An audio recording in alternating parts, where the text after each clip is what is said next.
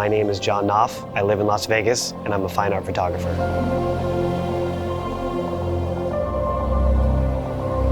My process is I will wake up early morning before sunrise.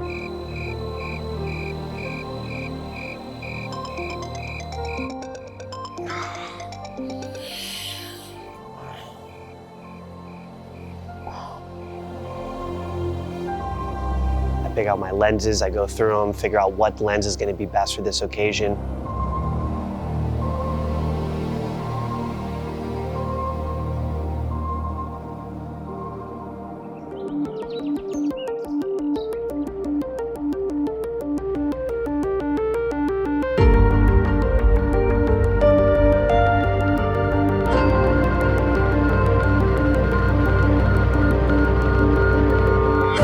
I spend 2 or 3 hours just setting up because you want to get ready for that giant, spectacular show that's going to eventually come. When you travel out to a location, you only have a set amount of time to be able to get that moment, that shot. And then as the sun starts to hit the horizon, I'm balancing out the light, getting the exposure, the shutter right, because as the sun goes down, you have to equate and balance. So you have to constantly be doing the math to make sure that when the sun hits and you have those right grad filters in, and you have the shutter set up, you have the ISO fucking dialed in, and everything is perfect. Where you only have maybe a 3 to 4 minute window to capture this, you don't have very much time. You get 1 frame to capture this moment, and that's it. The pressure is on. Your heart is racing, you're sweating, you feel like you're in a race car. And although everything around you is beautiful, you're not in that moment. You're trying to capture the moment. You almost feel guilty if you didn't get it right. Landscape photography is literally a cyclical, perpetual guilt fest because every single sunset that you missed, you're missing an opportunity to create art. You have to get that shot no matter what it takes. And then the dance starts.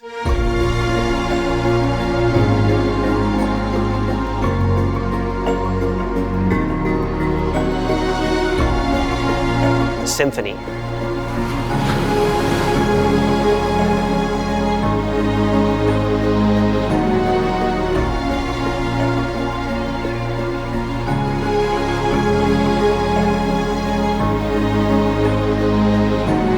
We saw magic happen. We just saw the sun go straight through the center of the pier. We saw light just dance on the ocean. It was an incredible, spectacular show of what nature can produce. Nature is art. And this is the proof. I cannot believe that we are here the one time a year that this goes right through the center of the pier. This is the most unbelievable moment. And you only get a limited time. This is it. This is that fucking moment. Right here, right now. And look at this. Look what you're getting. Incredibly beautiful. It's incredibly surreal. Let's get it again. What we can't see with our eyes is the beauty of what the camera can. So when you open up that shutter and all these colors are absorbing into the camera, you may not be able to see it, but when that final exposure pops up on your screen, and all of a sudden you see that the sky was actually purple, that there was all these orange hues in it, and all this incredible things that you never really saw with the naked eye, but this technology allowed you to capture that art.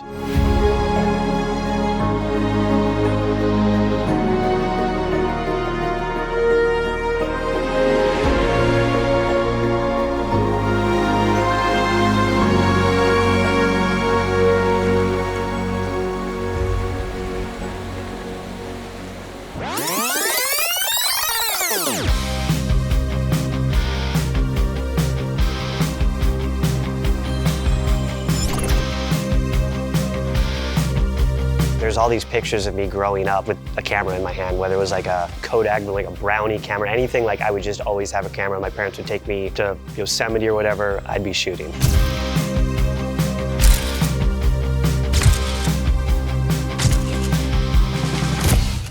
When I talk about my childhood, I would say I didn't really have a whole lot, guiding me. I didn't come from a rich, wealthy family. When I was younger, early on, we had some money, and then my parents lost it all, and we basically ended up with nothing. I would say that everything in my childhood was completely out of control. Both my parents were drug addicts, and my mom was in prison most of my childhood. When I was 13 years old, my mom robbed a grocery store and was a fugitive from the law. She was eventually caught and arrested and sentenced to 2 years in prison. She was sent to an all-women's prison in Chowchilla, California. For the most part, all the family photos we have are when I would visit her in prison. I was moved around a lot. I lived with a lot of different relatives. With all the chaos going on in my life, my grandparents eventually had enough, and when I turned 14, they picked me up in the middle of the night and we drove off to their home in California. My childhood was utter chaos from the time I was born all the way until I was 18.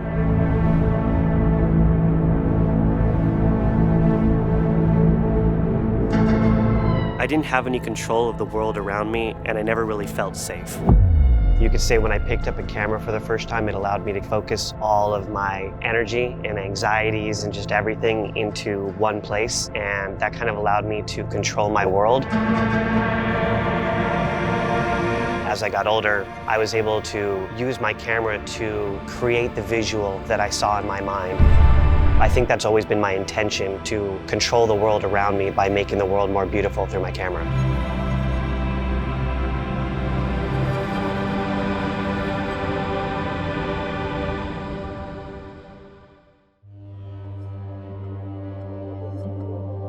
I never grew up around art. I didn't go to museums. But the first time I saw an Ansel Adams photo, it literally sent chills down my spine, and looking at the black and white and thinking, I just want to do this in color.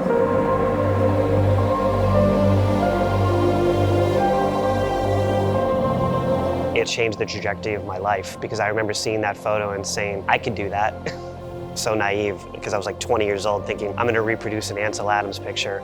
But in my mind, that's what came over me was, I wanna do this. I wanna travel the world and take photos of it. There was never an intention to be a photographer or an artist. It just kind of happened.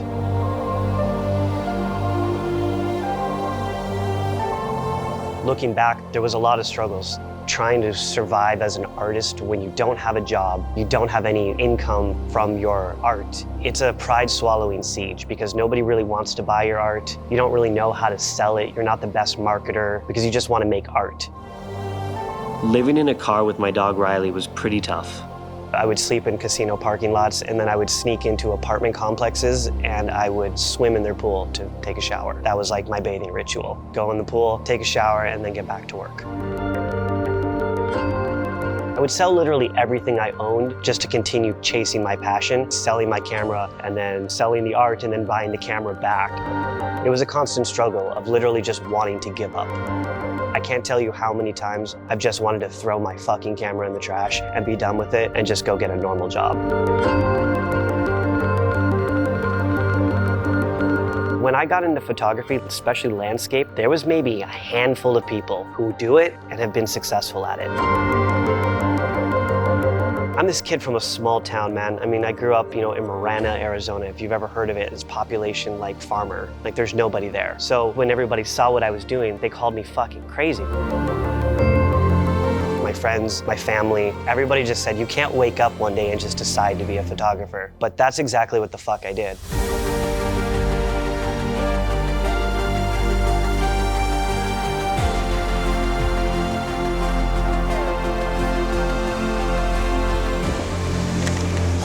Shit. So here what we've got going is multiple exposures, trying to get them right. You just want to get the perfect fucking shot, so you don't want to have to come back 10 more times. So you stay out here as long as you can to get it.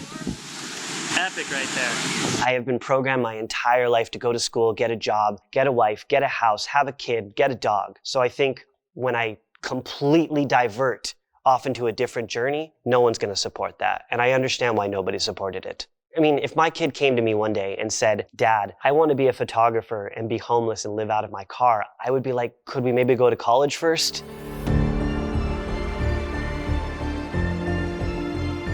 But as I've gotten older and I have succeeded within my passion, now knowing, I would say to my kid, chase your passion.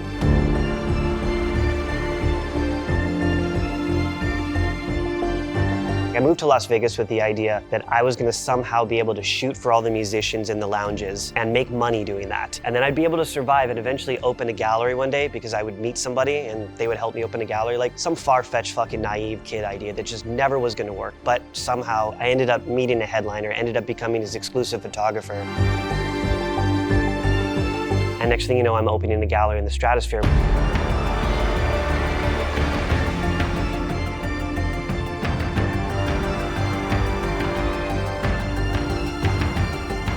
But the struggle of getting to that point, like I was probably one of the first photographers in history to open a gallery, not even own a camera, and live out of my car while doing it, because I was literally that fucking broke. It was a very humbling moment for me because I don't think I'd ever thought I'd be in the position where I'd be living with my dog in a car in a parking lot.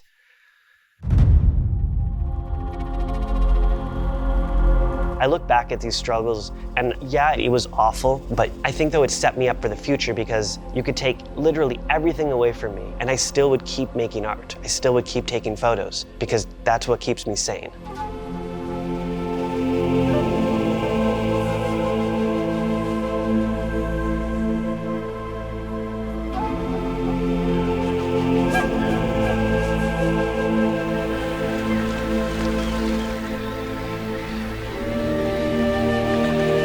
Last time I was here was 10 years ago with my dog, Riley.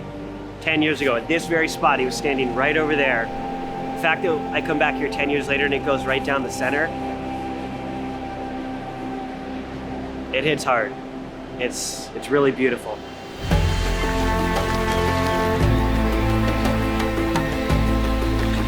Just right in the middle. It's like he's still watching, you know? This is one of those moments that really just makes it all fucking worth it. I'm glad we came out here. It was beautiful.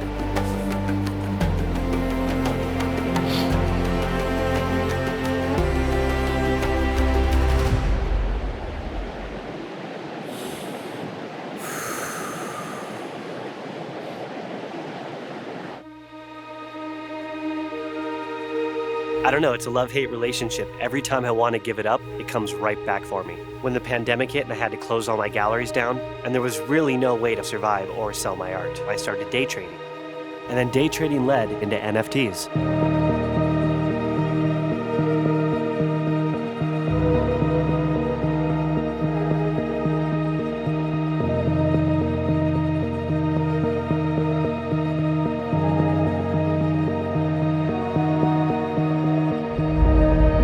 My definition of success is not like how many sales you get or how many followers you have.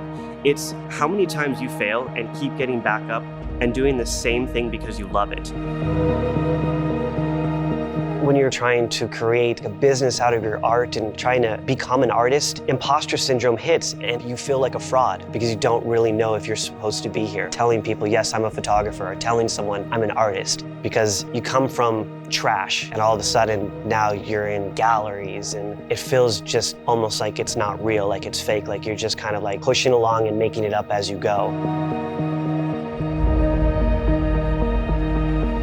An international award-winning photographer has a new book and a new gallery open at Ridgedale Center. The new book is called Heart of America. It features stunning pictures by Knopf. You picked up the camera originally as a 4-year-old, is that right? Yeah, I started in a dark room when I was about 11 years old and it just kind of gradually progressed to here. Give yourself some credit, like you put in the 10,000 hours. That's what people don't realize as a landscape photographer. There's no more vacations. Every sunset, every sunrise you miss, you feel guilty. So you got to be there for it all. It took me 5 years to sell my first piece and I sold it for $250. And that gave me the ammo and fuel to open up 2 more galleries. And I believe as photographers, as artists, we do have to value ourselves. And then one day, it just hits you. Look at how far you've come. You've done it. You're an artist.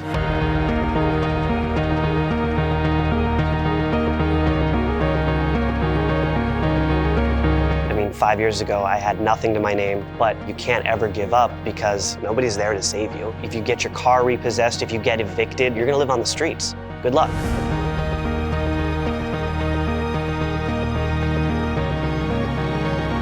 Wolves are always scratching at the door and I can never let them in, so I have to keep fighting.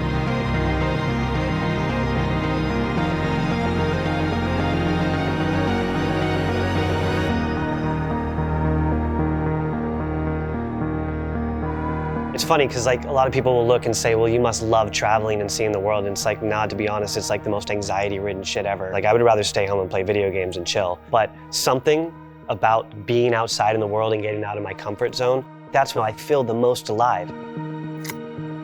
Most people are afraid to die, where for me, I feel like I'm afraid not to live.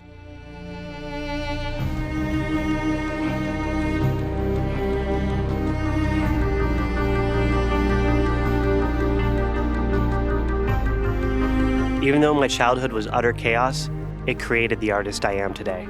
I try to use my art as a form of therapy, and I think a lot of other artists can relate to that.